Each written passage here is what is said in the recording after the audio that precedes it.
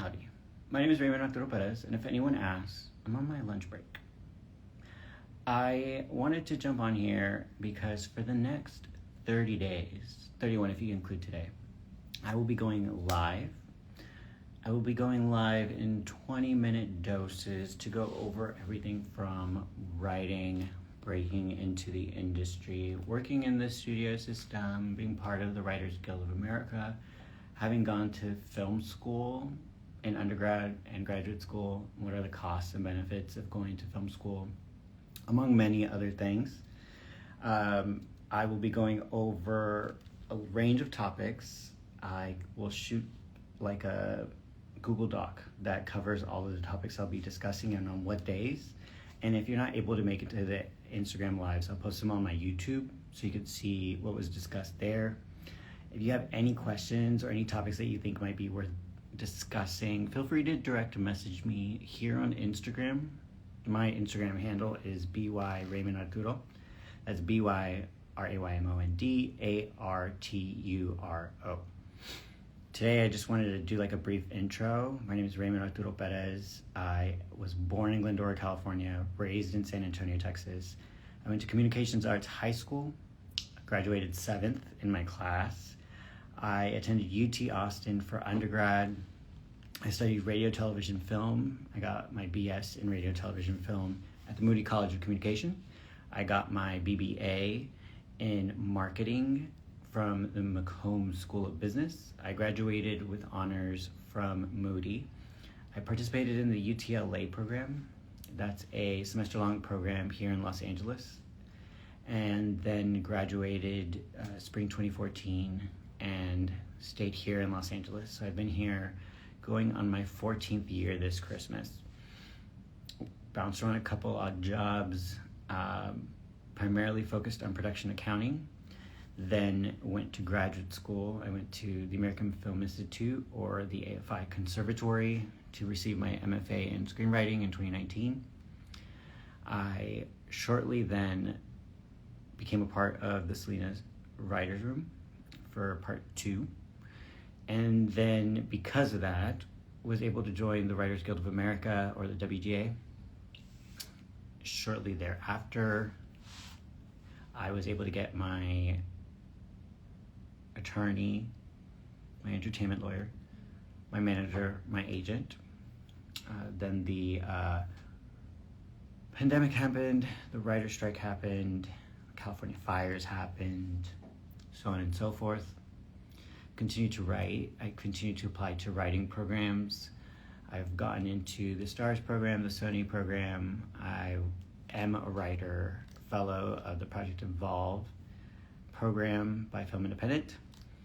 And I have pitched myself to be part of television writing staff. I have pitched my own projects, and so over the next 30 days, I will go into every single thing that I just dropped, from production accounting to writing, working at Paramount as a freelancer, how to survive in LA as an artist, how to thrive in LA as an artist, if possible.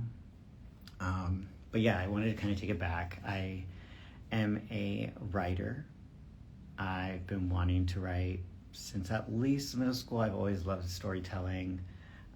One of the stories that I used to tell in my water bottle tour, which we can get into as well, is how television impacted me in middle school. During middle school, I would watch primetime soap operas on Disney or on ABC with my folks during dinner. So it was cool because we were watching Grey's Anatomy, Desperate Housewives, and Lost, which I believe is like the golden age of ABC television. And it's laughable now, but those shows were the most diverse cast on network television. And so what that meant was we were able to have organic conversations about some of the issues that the characters were having in the show. So we were talking about racism, we were talking about sexism, we were talking about toxic masculinity, we were talking about drug use, we were talking about systems of oppression, all by just watching TV and entertaining TV and fun TV and TV that made me want to tune into the episode next week. And these were conversations that were happening organically, and they were happening because of the TV that we were watching. And so I really go back to those as a source of inspiration, because at the end of the day, I want to be able to create stories, play in worlds like the Shonda Rhimes, like the Genji Cohens, like the Ryan Murphys, who really get to choose the sandboxes that they play in and tell entertaining stories and build out really diverse sets of characters. And so because of that, I was in middle school. I really knew that I wanted to do storytelling in film and television. As I mentioned, graduated from my high school in San Antonio, Texas, and moved to Austin, Texas to attend UT Austin. I primarily focused on writing and directing. It was very evident to me as we went higher up production courses that being a director is expensive, that it meant you needed access or resources to camera equipment, to money outside of tuition and room and board. And so I think I became a lot more intentional about wanting to be a writer, because I knew it was the most cost-effective, least barriers financially to create. And so I did all the writing courses at UT Austin. I also took some producing courses, animation, and post, to get as much of a well-rounded experience in filmmaking as possible. I also served as a video journalist for the Daily Texan, which is our campus newspaper. So got a good blend of documentary, of interviewing, and really enjoyed the experience. I then graduated. I moved to LA, and it became very enlightening to know that the most important thing as a writer is your writing samples. And while I had written samples in undergrad, I felt like none of the samples that I'd written were anywhere close to where they needed to be sending them out to other folks. So per the recommendation of my professors and colleagues and mentors, I continued writing in a workshop style environment by joining a writers group that was primarily alums from UT Austin. So I believe it was every other week or every week we would meet up at Cafe Mac in Koreatown. And every week we'd split our writers group in half. And so submissions for half of the group were due that Sunday for us to read and give notes, and then the other half of the group would then submit the following time. And it was like the best. Like, my writers group there met for, I think, approximately a year and a half regularly. Thinking back, I don't even know like how we were able to keep up with that workflow, but it was incredible. And I think the commitment shows in our writing. And I felt in that year and a half that my writing did get a lot better. Shout out to the crew. It was mostly alums, but there were some outside of UT folks in the writers group, and everyone in that writers group was amazing. But what I realized in those like 3 years that I had graduated UT and was just bouncing around different jobs in the industry was that my writing was getting better. I was networking with folks at my level. I was networking with folks above me, but it was clear that my writing wasn't where it needed to be. And so I really started to think about investing in my foundation of writing. I also noticed how important it was to be a part of an alma mater that had a huge name recognition. And for me, at least at the time, that was USC, UCLA, AFI, NYU. And so when I thought about applying to graduate school programs for screenwriting, I really only considered those four for that reason. I applied to all four. I got interviews from UCLA and AFI. AFI ended up offering me a admission, and I believe they could have offered me more, so I asked for more. So I always ask for more for scholarships. And then they gave me more. They ended up covering half of my tuition, which I still think is not enough. But I did end up attending AFI. As any experiences, there were a lot of pluses and some minuses. I do feel like AFI and in general, devoting 2 years of your time to your craft really have strengthened me as a writer, as a storyteller, as a filmmaker. I came out of AFI with 4 writing samples that I was comfortable sharing. One of those writing samples was my TV writing sample, which was a 30-minute comedy called Beto's Closet. And that sample alone got me my first writing job, which got me into the Guild. It got me my first manager, my first agent, my first attorney. That writing sample got me over 50 plus meetings with production companies, networks, and studios. And that writing sample, I think, worked well for me because it really showed my voice on the page.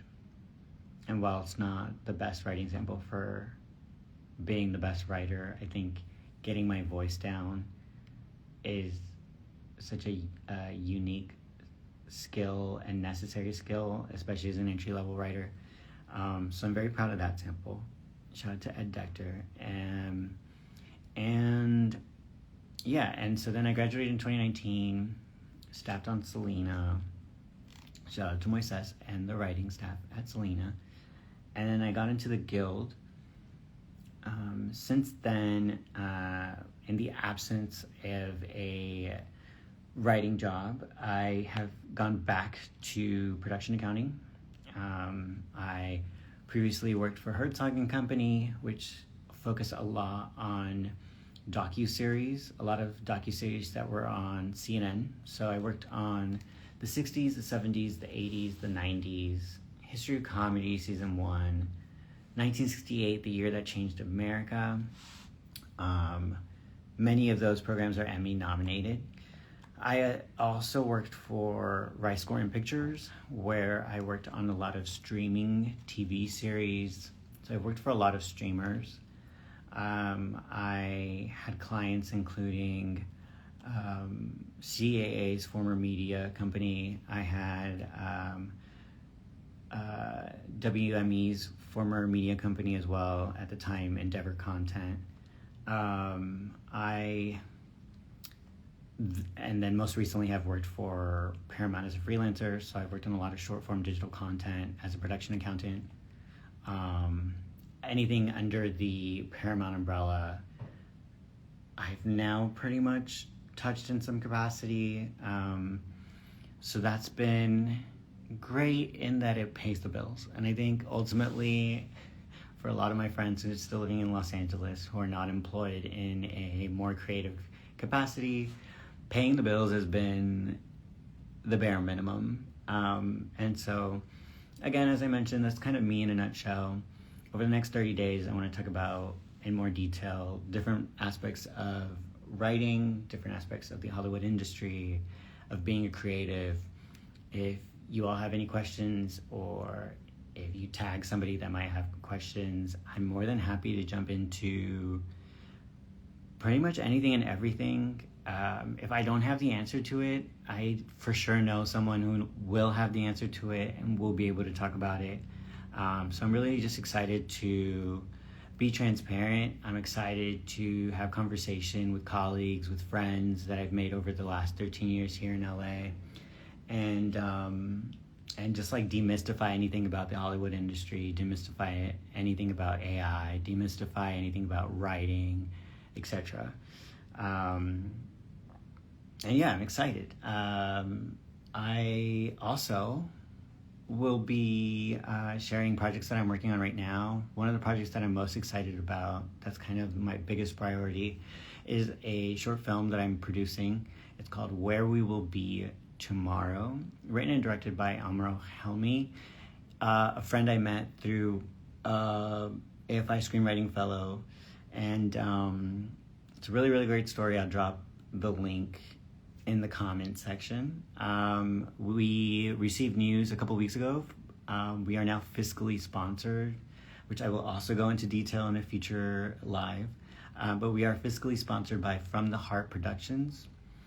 This just means that any future donation to our film is a tax write-off. And what I love about that is in this time where our taxes go to blood money, you can get a tax write-off and invest your taxes in the arts. And so, thank you. And so, yeah, if you want to support the arts, it's being created by a queer team, a Mexican team, an Arab team. My filmmaker, director, writer is an Egyptian immigrant. And the story is so yummy. It's about one of the first breakups we have. It's about losing your first friend. And the first time I read it, I wept like a baby. And as a writer who reads a lot of scripts, I was kind of like, whoa, okay, that hit me. And so I read it again, and I was like, clearly that's not going to get me again. And it did. I cried again. So I'm really, really excited to bring such a powerful and relatable story to the screen. It'll be the first time that I'm working solely as a producer. So I'm really excited to champion a story like Where We Will Be Tomorrow, and ultimately just chat with my friends, check in.